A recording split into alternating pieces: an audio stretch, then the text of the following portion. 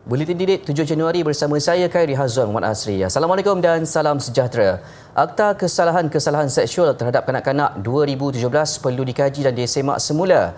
Menteri di Jabatan Perdana Menteri Datuk Seri Azalina Othman Said berkata, semakan itu bagi membela nasib golongan kanak-kanak yang menjadi mangsa jenayah seksual atau penderaan. Tegas Datuk Seri Azalina, pindaan mungkin boleh dilakukan selepas melihat kekurangan atau kelonggaran dalam pelaksanaan akta berkenaan dalam melindungi kanak-kanak. Pihaknya akan mengadakan perjumpaan khas dengan semua badan bukan kerajaan NGO berkaitan kanak-kanak untuk membincangkan elemen jenayah kanak-kanak ini esok.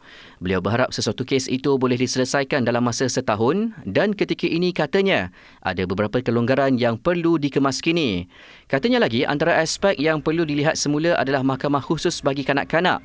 Mahkamah itu jelasnya perlu diberi pembaharuan yang lebih sesuai dan selesa supaya tidak ditakuti oleh kanak-kanak ketika dipanggil memberi keterangan yang boleh memberi kesan kepada siasatan atau pendakwaan sesuatu kes.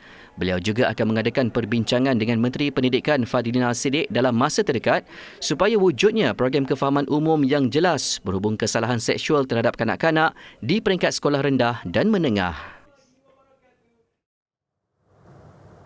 Bagi memberi peluang dan ruang kepada murid menonjolkan bakat dan potensi diri, Sekolah Kebangsaan Bukit Kemuning 2 menganjurkan Bintang Kecil Hari Kantin 2023. Antara aktiviti yang menjadi tumpuan ialah Himpunan Saya Juara, di mana seramai 230 murid menyertai perarakan seni bela diri yang terdiri daripada seni silat, taekwondo dan karate. Menurut penolong kanan hal ehwal murid sekolah itu, Muhammad Zuraidi Komari, murid-murid juga berpeluang mempersembahkan bakat mereka di pentas utama. Anak-anak seawal 4 tahun yang dibimbing bersama dengan ibu bapa, mereka inilah merupakan pelapis yang akan mewarisi warisan kita. Daripada segi persilatan, karate ke taekwondo, itu semua seni bela diri yang kita galakkan di sekolah kami. Dan kita mengharapkan di sekolah-sekolah lain juga beri ruang kepada seni bela diri ini untuk bertapak di sekolah supaya ianya dapat meningkatkan disiplin, jati diri, semangat dan juga keyakinan anak-anak apabila mereka berada dalam seni mempertahankan diri dan juga seni bela diri. Itu yang saya mengharapkan supaya kita kena semarakkan. Tambahnya, program itu turut membawakan penampilan istimewa pesilat negara Al-Jufri Jamari untuk menyuntik lagi semangat peserta sekaligus berkongsi pengalamannya dalam bidang berkenaan. Bagi murid tahun 6 SK Bukit Kemuning 2, Muhammad Adam Yusof Zakfuan Syahril, peluang seperti ini amat dihargai kerana minatnya yang mendalam terhadap seni silat sejak berumur 6 tahun. Saya paling suka sekali belajar ni adalah acara seni solo kreatif.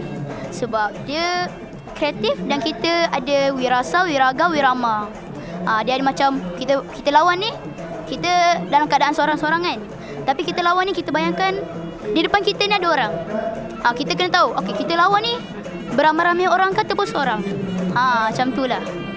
Muhammad Adam Yusof yang juga juara silat seni solo kreatif satu sekolah satu silat peringkat kebangsaan di bawah Kementerian Pendidikan turut berharap supaya aktiviti sebegini diperbanyakkan lagi pada masa akan datang supaya lebih ramai dapat menilai diri sekaligus belajar perkara baru. Rumah Orang Gila Senayan Berhad, mungkin ada yang pelik mendengarnya, tetapi ia menghimpunkan hasil hobi seorang pesara tentera yang suka mengumpul barangan elektrik rosak sebagai hiasan. Kita ikuti laporan yang disediakan TV PSS QJazz TV Sekolah Menengah Kebangsaan Kuala Jendris untuk segmen Wartawan Cilik minggu ini.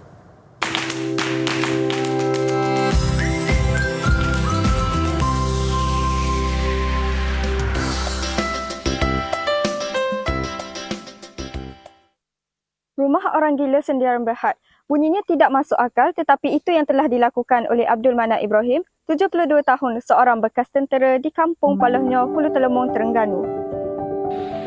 Kampung Palahnya, Hulu Telemong, Terengganu pastinya menjadi bualan bagi kenderaan yang melalui jalan utama di sini. Abdul Manap Ibrahim atau lebih gemar disapa dengan panggilan Pak Manap mempunyai satu hobi yang unik iaitu mengumpul barangan elektrik yang rosak. Saya nak tanya, bagaimana Pak Manap dapat idea nak bina rumah ni? Saya dalam tertera mula, saya kem Batu Melaka. Apa dia, CEO masa tu dia buat perhiasan macam-macam dalam kem. Jadi saya pun, apa saya buat, saya mikir. mikirnya rumah kanser ni memang dia perhiasan dengan molek dengan apa. Jadi pok berhenti, dia boleh kerja awang. Apabila kerja awang, pok pun ada semangat lagi dari dia. Jadi pok pun mikir, kalau sama pok kena buat satu perhiasan pelik pada orang lain. Lepas tu dia punya satu pandangan orang, kalau orang lalu pun mudah kenal rumah pok ni gini. Gitulah. Jelas Pak Manat juga, beliau akan menghabiskan wang poketnya sendiri untuk melakukan pemubahsuaian terhadap barang yang beliau miliki mengikut kemahiran beliau sendiri. Berapa Pok belanjakan duit Pok nak buat semua? Tapi kalau kira duit memang banyak. Banyak habis. Kalau kita baca gambar 2-3 ribu juga habis. Sebab banyak dengan benda tu benda ni buat. Tapi Pok tak kirakan keuangan. Tapi Pok kira minat Pok buat sesuatu benda hingga sampai ke puas hati. Sebagai seorang pesara tentera, beliau menggunakan ilmu yang dimiliki untuk menghasilkan sesuatu yang unik dan berlainan dari minat orang lain. Pak Manat sangat mengalu-alukan kedatangan kami kerana beliau menyatakan tidak mendapat sokongan maupun penghargaan dari mana-mana pihak.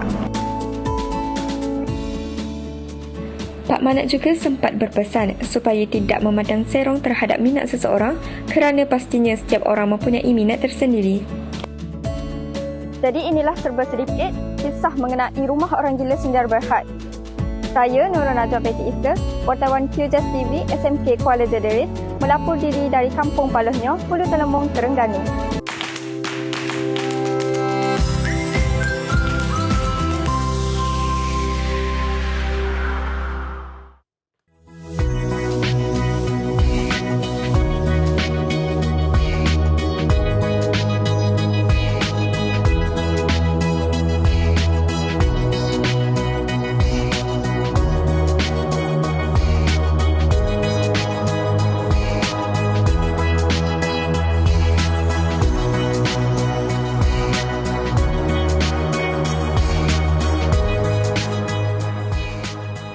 Anda berumur 10 hingga 16 tahun? Minat tak berada di depan kamera? Cita-cita nak jadi wartawan penyiaran? Jom sertai pencarian skuad didik Duit Now Gen E-Duit 30 saat 1 skrip. Jom cuba!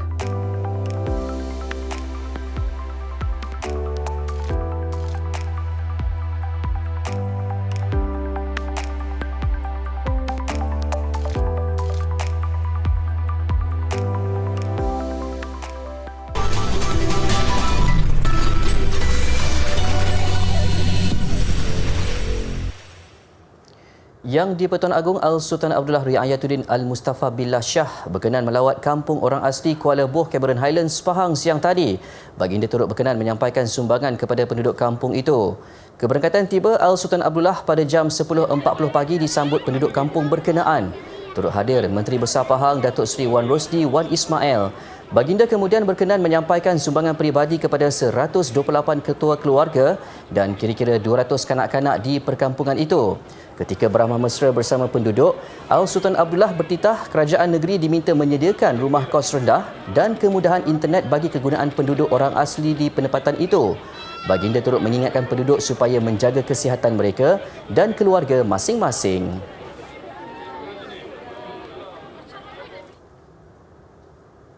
Kompleks Lembaga Kebajikan Anak-anak Yatim Sarawak Periyatim bukan sekadar membantu anak-anak yatim yang beragama Islam, sebaliknya diwujudkan untuk membantu semua anak-anak yatim tanpa mengira agama dan latar belakang mereka. Timbalan Perdana Menteri Datuk Seri Fadilah Yusof berkata, visi asal penubuhan Periyatim adalah untuk menjaga kebajikan semua kanak-kanak tergolong dalam kategori anak yatim, sama ada kehilangan ibu atau bapa atau keluarga yang tidak berkemampuan memberikan jagaan sebaiknya kepada anak-anak terbabit. Dan kita boleh mengatakan di situ untuk kita supaya setidaknya terjaga. Kadang-kadang ada keluarga tidak mampu untuk menjaga anak-anak setidaknya ataupun anak buah ataupun cucu setidaknya.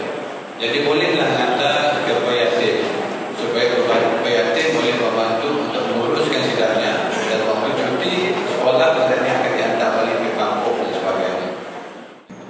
Beliau berkata demikian selepas lawatan ke Kompleks Kebajikan Jumaani Tuanku Haji Bujang di Sibu. Kompleks terbabit merupakan salah satu daripada 4 kompleks peryatim di Sarawak dengan 3 lagi di Kuching, Bintulu dan Miri.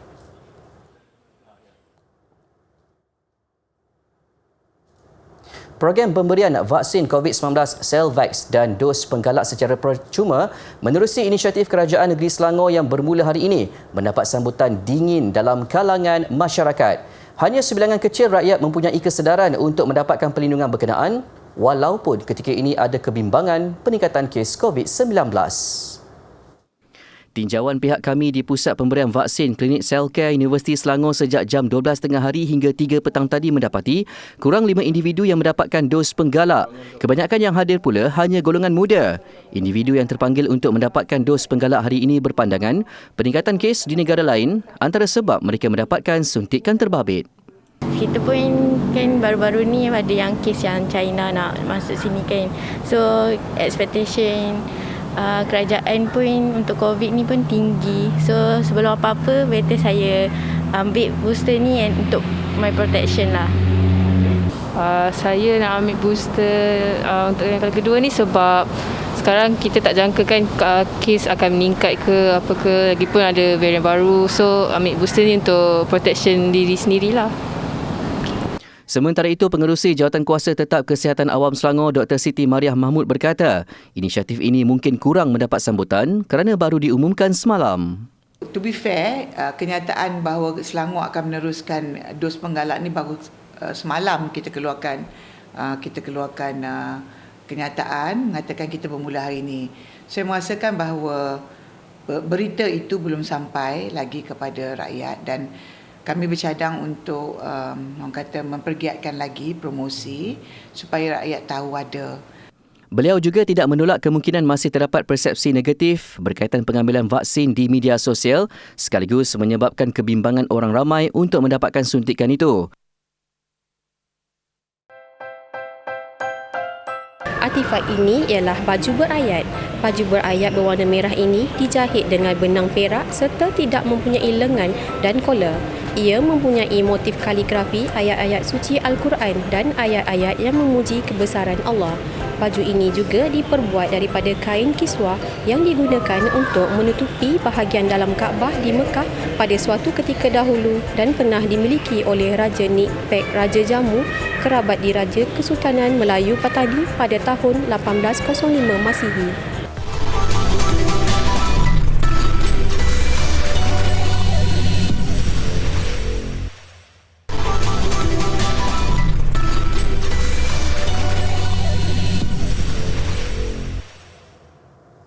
Minat yang mendalam terhadap muzik membuatkan seorang wanita nekat memilih bidang itu untuk dijadikan sumber pendapatan tetapnya. Fatin Hani Muhammad Sharif membuktikan kejaya sebagai guru muzik juga menjanjikan masa depan cerah jika ada kesungguhan dan kecekalan mengharunginya. Untuk segmen Kejaya, kita mendekati wanita berusia 35 tahun ini yang sudah pun memiliki kelulusan Dr. Falsafah dalam pendidikan muzik dari Fakulti Seni Kreatif Universiti Malaya. Menurut Fatin, minat mengajar tercetus sejurus tamat persekolahan dan pada masa sama memiliki sijil tahap 8 bermain piano. Guru muziknya adalah inspirasi kuat untuk Fatin meneruskan impiannya bergelar tenaga pengajar. Basically kalau nak cari cikgu muzik ni banyak you follow ataupun you punya influence tu daripada cikgu you sendiri. So saya punya cikgu semua Chinese dan mereka sangat baik.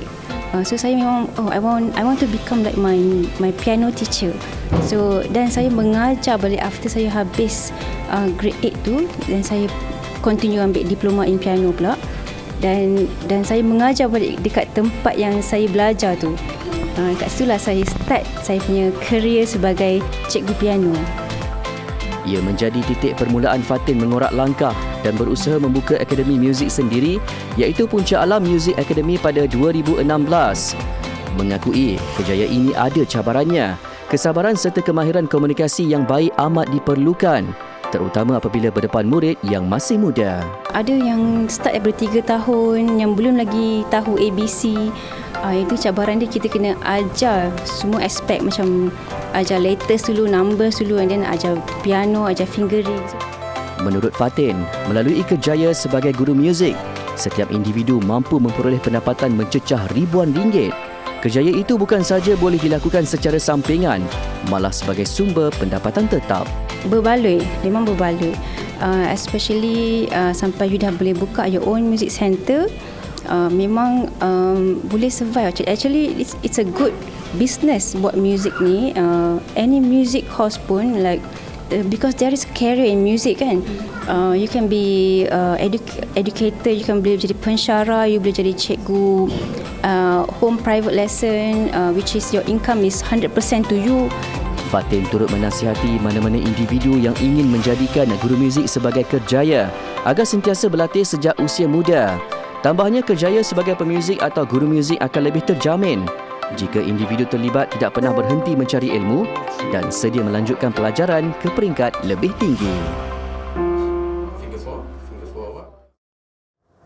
Bercakap tentang muzik, mendengarnya menggunakan fon kepala atau telinga untuk si pemakai anting-anting mungkin tidak lagi relevan di masa hadapan. Ia dengan terciptanya Nova H1, gadget audio tanpa wire dalam anting-anting pertama di dunia. Aksesori pintar ini boleh dicuba pengunjung pada satu pameran di Las Vegas, Amerika Syarikat baru-baru ini. Pencinta gadget dan teknologi kini boleh memakai anting-anting audio yang disambungkan tanpa wayar kepada telefon pintar. Malah gadget ini mudah dipakai kerana direka bersama klip berbanding style anting-anting yang perlu dimasukkan ke lubang cuping telinga. The Nova H1 audio earrings are the first headphone, wireless infrared embedded in earrings. Warm on the earlobe, you can see it on me. They look like luxury earrings. In fact, they are smart.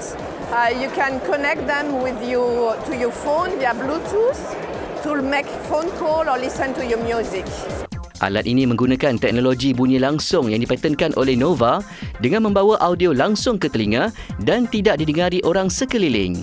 So I just tried on these wonderful pearl earrings that really make listening to audio much more fashionable. And so they're comfortable, you could hear really well. I was surprised that the people around me couldn't hear. And so it can be part of your jewelry without having to, have unsightly earrings on. Ketika ini, ia boleh dibeli di United Kingdom dan bakal memasuki pasaran Amerika Utara dan Jepun pada Jun nanti. Anting-anting audio disaluti emas berharga €695 atau RM3,263, manakala yang disaluti perak bernilai €595.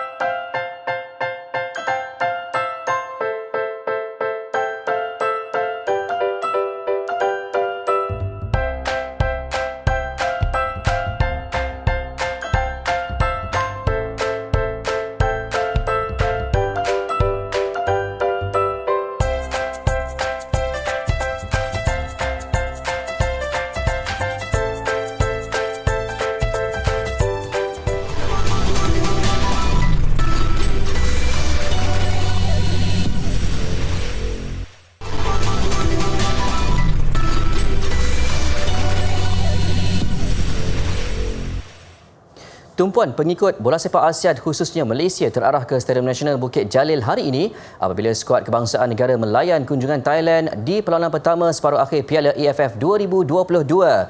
Keyakinan kedua-dua pasukan memang cukup tinggi untuk memenangi pertarungan awal. Lebih-lebih lagi Thailand yang jelas mahu mengambil kesempatan di atas kekurangan kapasiti penyokong Harimau Malaya bermula jam 8.30 malam nanti. Dengan Stadium Nasional yang hanya mampu memuatkan 59,000 penyokong, situasi itu dilihat memberi kelegaan buat Thailand di bawah kendalian Alexander Polking yang memiliki rekod buruk di Bukit Jalil. Jurulatih kelahiran Brazil berusia 46 tahun itu menganggapnya sebagai berita baik kerana Malaysia tidak dapat meraih sokongan padu lebih 80,000 penyokong susulan kerja-kerja pemasangan pentas konsert penyanyi Taiwan Jay Chou. Apapun pertembungan Malaysia-Thailand dijangka berintensiti tinggi kerana Polking enggan memilih corak bertahan di arena lawan. Mereka bersedia menggempur sedaya mungkin kubu Harimau Malaya dan telah menugaskan beberapa pemain untuk merantai beberapa pemain tonggak lawan. Di sebalik rekod baik pasukan kebangsaan di Bukit Jalil pula, pengendali Kim Pan Gon tetap menghormati Thailand yang kini di ranking ke-111 dunia. Bagaimanapun, beliau optimis dengan kemampuan barisan yang akan disusunnya untuk menjerat juara 6 kali itu di kubu sendiri. Untuk rekod pertemuan terakhir kedua-dua pasukan adalah pada Piala Raja Thailand di Stadium Chiang Mai September lalu.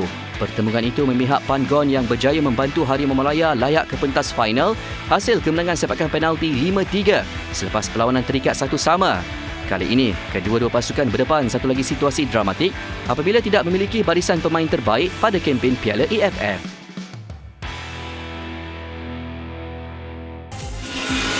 Sementara itu, bagi penyokong yang tidak dapat ke Stadium Nasional malam ini, tidak perlu bimbang.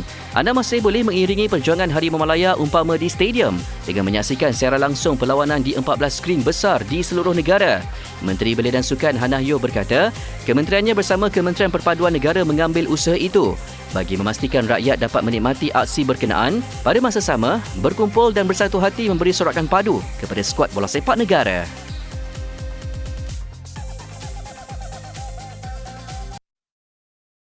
Separuh akhir pertama Piala AFF semalam pula menemukan Indonesia dan Vietnam.